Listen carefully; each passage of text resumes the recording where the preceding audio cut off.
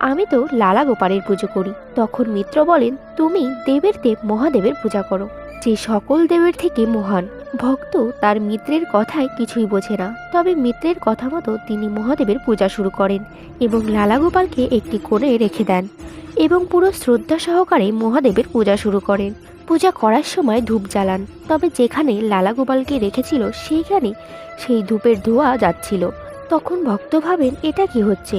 তখন ভক্ত হাতে একটি কাপড় নিয়ে ধূপের ধোঁয়া সেই দিক থেকে সরাতে থাকেন, তবে ধোঁয়া সেই রাস্তায় বদলায় না, সেই ধোঁয়া গোপালের চারিদিকেই ঘুরতে থাকে।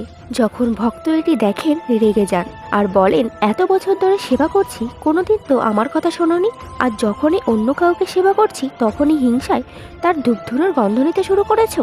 আর তোমাকে এখানে বসিয়ে রাখবো না, তোমাকে আলমারির মধ্যে আটকে রাখবো। যখনই ভক্ত লালাগোপালকে উঠাতে যান, ভগবান প্রকট হয়ে যান। ভগবানের